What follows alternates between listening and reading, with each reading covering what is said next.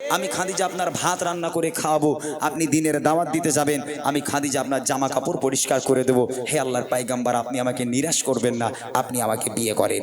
দুজনের বিয়ে হলো, আল্লাহ রসুলের সঙ্গে বিয়ে হলো। বিয়ে হওয়ার পর সাংসারিক জীবন কেমন আপনারা শুনলে বুঝতে পারবেন। আপনাদের স্বামীর সঙ্গে আপনারা কেমন ব্যবহার করেন, আমাদের স্বামী স্ত্রী কেমন ভালোবাসা, আর আল্লাহ রসুল এবং আম্মাজান খাদিজা তারা কেমন ভালোবেসেছিল ছন্দের মাধ্যমে কবি লিখছে, শুনুন। কেমন ভালোবাসে নবী আম্মা খাদিজা, কেমন ভালোবাসে নবী আম্মা খাদিজা, যে ভালোবাসায় খুশি হতে আল্লাহ দয়াময়, যে ভালোবাসায় খুশি হতে আল্লাহ দয়াময়। কেমন ভালোবাসে নবী আম্মা খাদিজা, কেমন ভালোবাসে নবী আম্মা খাদিজা, যে ভালোবাসায় খুশি হতে আল্লাহ দয়াময়, যে ভালোবাসায় খুশি হতে আল্লাহ দয়াময়।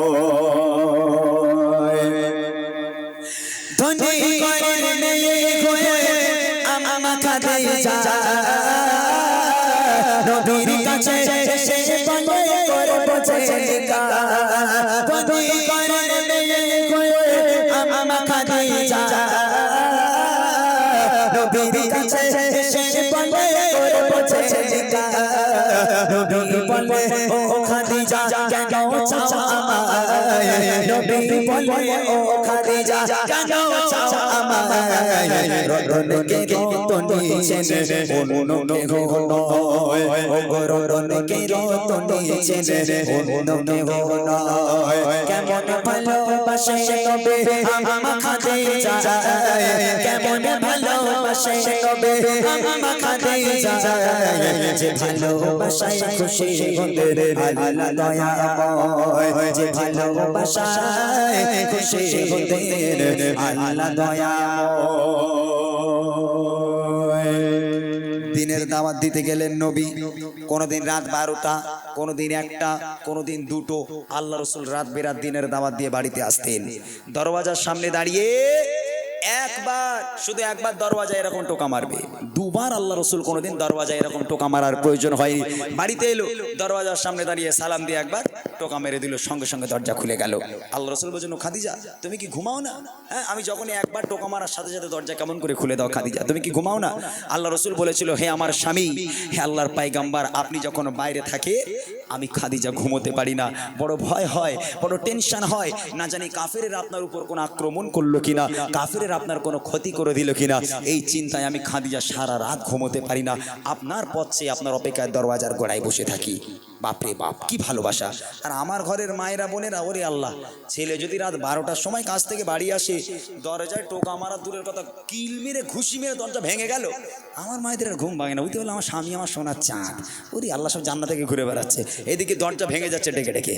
তাহলে কেমন ভালোবাসা, তাদের কাছ থেকে শিক্ষা নিতে হবে। কবি লিখছে, দেখেন, দিনের দাওয়াত দিতে নবী যায় গো দাঁড়ে দাঁড়ে, অপেক্ষাতে বসে থাকে নিজের ঘরে, দিনের দাওয়াত দিতে নবী যায় গো দাঁড়ে দাঁড়ে, অপেক্ষাতে বসে থাকে নিজের ঘরে, দরজা টোকা দেবার সাথে দরজা খুলে যায়, দরজা টোকা দেবার সাথে দরজা খুলে যায়, বিবি বলে আপনি ছাড়া ঘুম নাই হয়, ও গো বিবি বলে আপনি ছাড়া ঘুম নাই হয়। কেমন ভালোবাসে নবী আম্মা খাদিজা, কেমন ভালোবাসে নবী আম্মা খাদিজা, যে ভালোবাসায় খুশি হতে আল্লাহ দয়াময়, যে ভালোবাসায়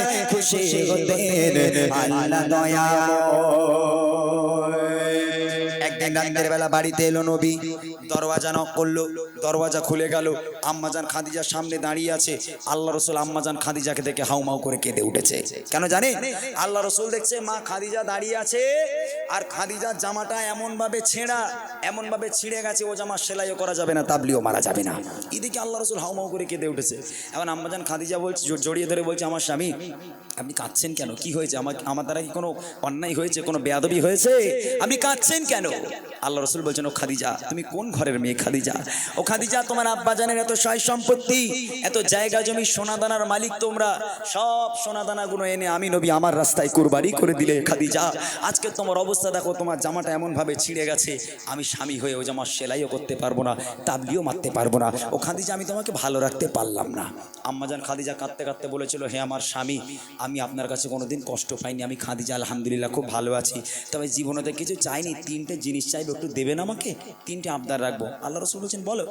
আম্মাজান খাদিজা বলছে, আমার প্রথম নম্বর আবদার, আমি খাদিজা যেদিন ইন্তেকাল হয়ে যাব, দোকান থেকে কাফন কিনে পড়ালে হবে না, তাহলে আপনার এই পিরহান, আপনার এই জুব্বা মোবারক আমাকে কাফন করে দিতে হবে। দ্বিতীয় নম্বর আবদার হলো, আমি খাদিজা যখন আমাকে কবরে শোয়ানো হবে, কবরে শোয়ানোর আগে আপনি নিজে কবরে নামবেন, কবরের চারপাশটা একবার হাঁটবেন, কেননা আমি খাদিজা কবরের আযাবের ভয় পাই। কবর যদি আমাকে আযাব দেয়, আপনার পায়ে ছাপ থাকলে কবর আমাকে আর আযাব দিতে পারবে না।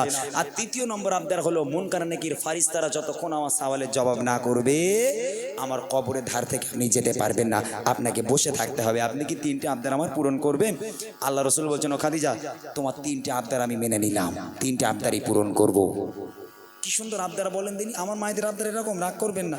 আমার মায়েদের আবদার বলবে, এই দেখো আমরা একটু ভালো জায়গায় কবর দিও, একটু দোয়া করো, ও সব না, বলে দেখো ঈদ হয়ে গেলে তো একটু দীঘায় যাবেন না, একটু বকখালি যায় বলে তো যাবেন না। আমার মায়েদের আবদার এরকম। কিন্তু আম্মাজান খাদিজা কি আবদার করছে, কবে লিখছে দেখেন।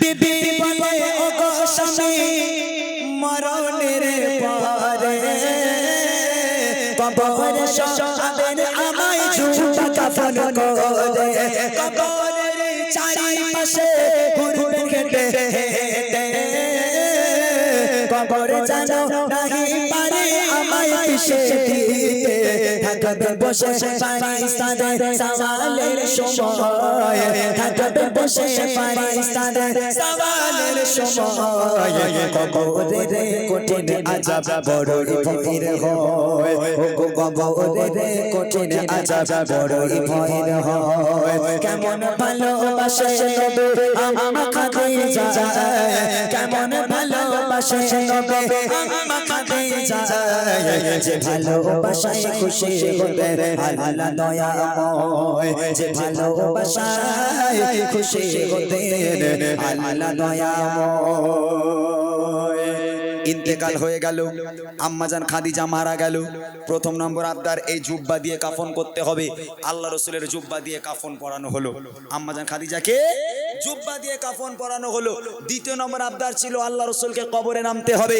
আল্লাহ রাসূল কবরে নামলো, কবরের চারপাশটা একবার হাঁটলো, হাঁটার পর আল্লাহ রাসূল যখন আম্মাজান খাদিজাকে নিয়ে কবরে শোয়ানো হলো, কবরে যখন শোয়ানো হলো, আম্মাজান খাদিজাকে এই মুখটাকে পশ্চিম দিকে রাখতে হয়। যখন কোনো মানুষ মারা যায়, কবরের মধ্যে শুইয়ে মুখটাকে কিবলার দিকে করে দিতে হয়।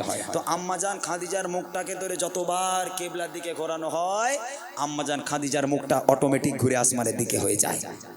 আবার একবার চেষ্টা করা হলো, আবার একবার আম্মাজান খাদিজার ওই মুখটাকে নিয়ে কবরের ভিতরে যেই কিবলার দিকে ঘোরানোর চেষ্টা করা হলো, আবার অটোমেটিক আম্মাজান খাদিজার মুখটা আসমানের দিকে হয়ে যায়। আল্লাহ রাসূলও পেরেশান, সাহাবারাও পেরেশান, কিবলার দিকে কেন মুখ ঘোরে না? তিনবার যখন আম্মাজান খাদিজার মুখটাকে নিয়ে কিবলার দিকে ঘোরানোর চেষ্টা করা হলো, কিবলার দিকে যখন আম্মাজান খাদিজার মুখটা ঘোরে না, আল্লাহ পাক আল্লাহ তাআলা খবর পাঠালো আমার নবীর কাছে, আমার বন্ধু চিন্তা করবেন না, চিন্তার কোনো কারণ নেই। আমি আল্লাহ চাই না খাদিজার মুখটা কিবলার দিকে থাক, কেননা খাদিজা দ্বীন ইসলামের জন্য, কোরআনের জন্য এত রক্ত ঝরিয়েছে, এত কষ্ট করেছে, নিজেকে এত কুরবানি করেছে, এত সবর ধৈর্য সে আজকে পালন করেছে। আমি আল্লাহ খাদিজার উপর এত খুশি হয়ে গেলাম। আমি আল্লাহ চাই না খাদিজার মুখটা কিবলার দিকে হয়ে থাক, আমি আল্লাহ চাই খাদিজার মুখটা আসমানের দিকে হয়ে থাক, যাতে করে আমি আল্লাহ আরশে মুআল্লায় বসে বসে আমি আমার খাদিজাকে প্রতিনিয়ত দেখতে পারি। একবার জোরে বলুন না সুবহানাল্লাহ। আহা, কি ভালোবাসতো আমার আল্লাহ আম্মাজান খাদিজাকে। এই হলো সেই নারী যাকে আল্লাহ পাক আল্লাহ তাআলা আরশে আজিমে বসে বসে দুনিয়ার বুকে জীবিত থাকাকালীন আল্লাহ নিজেই সালাম পাঠিয়েছিল। এই হলো সেই আম্মাজান খাদিজা। শেষ কথা কবি লিখছে, যত সময় খাদিজাকে কিবলাতে মুখ করে, ততবারে আসমানের ওই দিকে যায় যে ঘোরে।